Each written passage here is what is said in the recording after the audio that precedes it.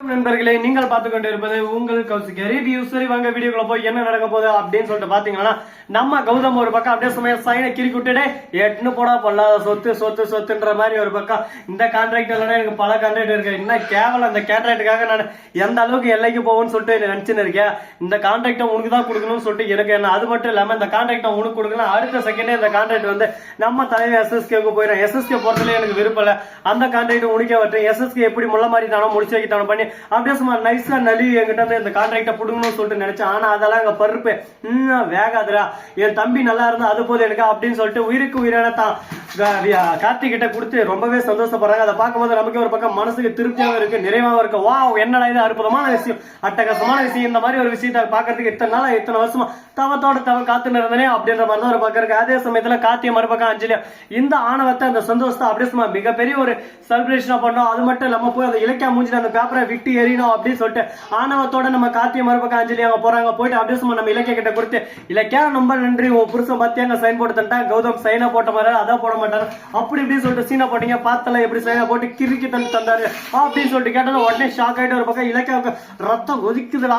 ஒரு பக்கம் நம்ம ஜானை அப்படியே சும்மா ஒரு பக்கம் உருட்டு கட்டை எடுத்து நின்று இருக்காங்க. வா உன்னை புழக்கம் போடுறதுல என் மகனை, உனக்கு என்ன சொன்னா எது சொன்னா நீ என்ன செஞ்சு வச்சிருக்க, யாரை கேட்டு பண்ண, எதுக்காக பண்ண, எப்படி பண்ண, அப்படி இப்படின்னு சொல்லிட்டு ஒரு பக்கம் கேள்வி மேல கேள்வி. ஒரு பக்கம் அடி பறக்குது ஆனால் பறக்குது, இப்ப என்ன பண்றது ஏது பண்றதுன்னு சொல்லிட்டு தெரியாம முழிச்சுன்னு இருக்காங்க. திருத்துன்னு ஒரு பக்கம் ஐயோ என்னடா இது, நாம ஒண்ணு நினைச்சா இது ஒண்ணு நடக்குது, கடவுளே நமக்கு மட்டும் ஏன் அந்த சோதனை அப்படின்ற மாதிரி தாங்க ஒரு பக்கம் போயின்னு இருக்கு. சரி இந்த மாதிரி எல்லாம் ஒரு பக்கம் போயிட்டு இருந்தாலும் அதே சமயத்துல மறுபக்கம் என்ன நடக்க போகுது அப்படின்னு சொல்லிட்டு பாத்தீங்கன்னா, கரெக்டா நம்ம விஜய் இருக்காரு, அவரு அதாவது கௌதம் அவரு என்ன பண்றாரு அப்படின்னு சொல்லிட்டு பார்த்தா வீட்டுக்கு வந்துடுறாரு. உடனே போய் கேட்டதும் ஆமா நான் சைன் போட்டு தந்தேன், என்னப்பா இனிமே ஏதாவது இந்த கேள்வி கேட்காதீங்க விட்டுட்டு உடனே கார்த்தி அஞ்சலி அந்த இடத்துல போயிட்டு பைரவி கிட்ட ஒரு பக்கம் அப்படியே சீனா போடுறாங்க.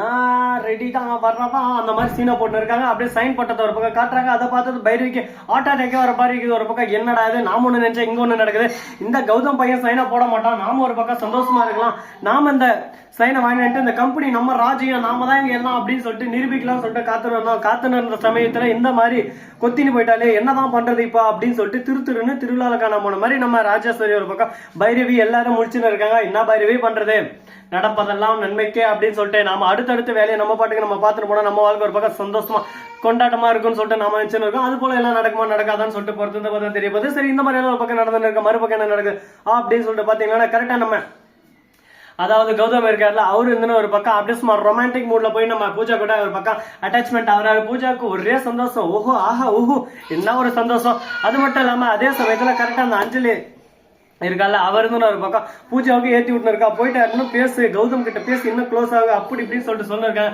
இதை கேட்டது ஒரே சந்தோஷம். ஒரு பக்கம் நம்ம பூஜாவுக்கு அப்படியே அஞ்சலியே சொல்லிட்டாலே நம்ம போய் சந்தோஷமா இன்னும் பேச ஆரம்பிக்கலாம், இன்னும் நெருங்கி பழக ஆரம்பிக்கலாம் சொல்லிட்டு போய் க்ளோஸ் ஆக ஆரம்பிக்கிறாங்க. நம்ம கௌதம் ஒரு பக்கம் ஃப்ரெண்ட்லியா அட்டாச்மெண்ட் ஆகுறாரு. ஆனா எந்த ஒரு நோக்கமே தவறான நோக்கமா அவர்கிட்ட இல்ல, எல்லாமே ஒரு பக்கம் கேஷுவலா ஃப்ரெண்ட்ஷிப்பா தான் எடுத்துறாரு.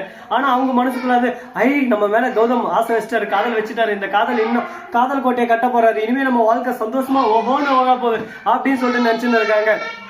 ஆனா இது எதுவுமே வார்த்தைக்கு வேணா நல்லா இருக்குங்க, வாழ்க்கையில இது எதுவுமே ஒரு பக்கம் சாத்தியமாகாது அப்படின்ற விஷயத்த நம்ம புரிஞ்சுக்கணும். அது மட்டும் இல்லாம அதே சமயத்துல மறுபக்கம் என்ன நடக்க போகுது அப்படின்னு சொல்லிட்டு பாத்தீங்கன்னா, நம்ம இலக்கியா இருக்காங்கல்ல தான் புருஷனை கரெக்ட் பண்றதுக்கு பூஜாவுக்கு ஐடியா சொல்றேன்னு சொல்லிட்டு தெரியாம தான் புருஷனாவே கரெக்ட் பண்றதுக்கு நல்லா சும்மா ஐடியாவா கொட்டி கொடுத்துன்னு இருக்காங்க. பூஜா அதெல்லாம் கேட்ட ஒரு பக்கம் நடந்துகிட்டு இருக்காங்க. ஏன்னா நம்ம இலக்கியா சொல்ற ஒவ்வொரு விஷயமும் கௌதமுக்கு ரொம்பவே பிடிச்ச விஷயம், அதனால கௌதம் டக்குன்னு அட்ராக்ட் ஆகிறாரு. ஆனா அந்த அட்ராக்ட் காதலா மாறுமா, அதே சமயத்துல இவங்க ரெண்டு பேருக்கு கல்யாணம் ஆகுமா அப்படின்னு சொல்லிட்டு கேள்வி பாத்தீங்கன்னா கண்டிப்பா வாய்ப்பு இல்லை. நம்ம இலக்கியா தான் முதல் மனைவியும் சரி கடைசி மனைவியும் சரி கடைசி மூச்சும் சரி, இலக்கியா விட்டு எந்த காரணத்துக்கு கொண்டு எக்காரணத்துக்கு கொண்டு நம்ம தலைவர் பிரிக்க மாட்டார். அந்த அளவுக்கு ஒரு பக்கம் காதல் ஈர்ப்பு எல்லாமே இருக்கு. இதை பார்க்கும்போது ஒரு பக்கம் சந்தோஷமா இருக்கு, ஆனந்தமா இருக்கு, மகிழ்ச்சியா இருக்கு. சரி இந்த மாதிரி எல்லாரும் பக்கம் போயிட்டு இருக்க, மறுபக்கம் என்ன நடக்குது அப்படின்னு சொல்லிட்டு பாத்தீங்கன்னா, கரெக்டா அந்த பைரவி இருக்கால அவர் ஒரு பக்கம் இதை இப்படியே பிரச்சனையை சும்மா விட்டோம்னா லாஸ்ட்ல நம்மளும் ஒரு பக்கம் சுட்டி விட்டுருவாங்க.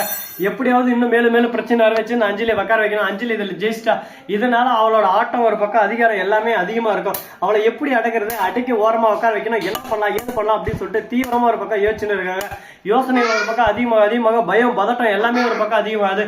என்ன பண்றது ஏது பண்றதுன்னு சொல்லிட்டு தெரியாம குழப்பத்துல குழப்பி போயிட்டு நின்று இருக்காங்க. சரி இந்த மாதிரி எல்லாம் ஒரு பக்கம் போயிட்டு இருக்க, மறுபக்கம் என்ன நடக்குது அப்படின்னு சொல்லிட்டு பாத்தீங்கன்னா, கரெக்டா நம்ம கௌதம் இருக்காருல அவரு வந்து என்ன பண்றாரு அப்படின்னு சொல்லிட்டு பாத்தீங்கன்னா, பைரவி கிட்ட ஒரு மிரட்டல் விட்டுறாங்க. கார்த்தி விஷயத்துல நீங்க தலையிடாதீங்க, கார்த்தி என்னோட தம்பி, அவனுக்கு எதனா ஏதோ பண்ணுங்க, அதுக்கப்புறம் நான் சும்மா இருக்க மாட்டேன் அப்படின்னு சொல்லிட்டு சொல்ல, டேய் உனக்கு அவன் தம்பி, ஆனா எப்பயோ அவன் அந்த வீட்டை விட்டு அடிச்சு அவன் துரத்தி அசிங்க போயிருக்கான், இப்பயும் நீ அவன் தம்பின்னு சொல்லிட்டு நினைச்சுன்னு இருக்க. ஆனா அவன் உன்னை அப்படி நினைக்கல. அவனுக்கு தேவை அவன் காரியம். அவன் காரியம் ஆசையா அடுத்த செகண்டே தூக்கி போட்டு போயிட்டே இருப்பான். என்ன தூசு இருக்குடா உன்னை பார்த்துக்க மாட்டான். அவனை பொறுத்த வரைக்கும் நீ ஒரு தேவை. இப்ப அந்த தேவை அவனுக்கு பயன்படுற வரையும் உன்னை தூக்கி வச்சு அப்படியே சும்மா ஓஹோ ஆஹான்னு கொண்டாடுவான். தேவை முடிஞ்சோன்னா உன்னை எந்த சந்திருக்கிறன்னு கூட கண்டுக்காம தூக்கி போயிட்டு துச்சமா போயிட்டே இருப்பான். இதுதான் உண்மையான ரியாலிட்டி ஆஃப் லைஃப். அதனால எந்த அளவுக்கு முடியுமோ அந்த அளவுக்கு ஒரு பக்கம் நம்மளோட லைஃப்பை நாம தான் புரிஞ்சுக்கிட்டு ஒரு பக்கம் ரன் பண்ணோம். அதை விட்டுட்டு நாம இருந்து ஐயோ குத்துதே ஐயோ கொடையுதே அப்படின்னு சொல்லிட்டு நினைக்கிறதுனால ஒன்றும் நடக்க போறதில்ல. அதனால அடுத்து என்ன பண்ணும் ஏது பண்ணுன்னு சொல்லிட்டு அடுத்தடுத்து கொஞ்சம் கொஞ்சமா திங்க் பண்ணி நம்மளோட ஆட்டத்தை நம்ம ஆரம்பிக்கணும். அப்பதான் நம்ம ஜெயிக்க முடியும்.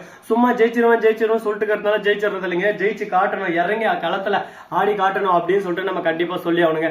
இப்ப என்ன பண்ண போறாங்க, எடுத்து பண்ண போறாங்க, அடுத்து இவங்களோட மூவ் என்னவா இருக்கும் அப்படின்னு சொல்லிட்டு பல கேள்விகள் ஒரு பக்கம் ஓடிக்கிட்டு தான் இருக்கு. இந்த கேள்விகளுக்கு மத்தியில அடுத்து என்ன நடக்க போகுது ஏது நடக்க போகுது அப்படின்ற சுவாரஸ்யமான இன்ட்ரெஸ்டிங்கான அனைத்து விஷயத்தையும் நீங்க தெரிஞ்சுக்கணும்னு நினைக்கலாம். அதுக்கு நீங்க பண்ண வேண்டியது ஒரே ஒரு விஷயம் தாங்க. அது என்னடா எதிரா அப்படின்னு சொல்லிட்டு அதுக்கு முன்னாடி இந்த வீடியோ பிடிச்சிருந்தா லைக் பண்ணுங்க, கமெண்ட் பண்ணுங்க, ஷேர் பண்ணுங்க, டிண்டிங் மேல தட்டி விட்டு போங்க. அப்பதான் நான் போற அடுத்த வீடியோ உங்களுக்கு உடனுக்குடன் நோட்டிபிகேஷன் வந்து கொண்டே இருக்கும். மிக்க நன்றி. தேங்க்ஸ் ஃபார் வாட்சிங். Tata, see you. நன்றி, வணக்கம். டாடா, பை பை.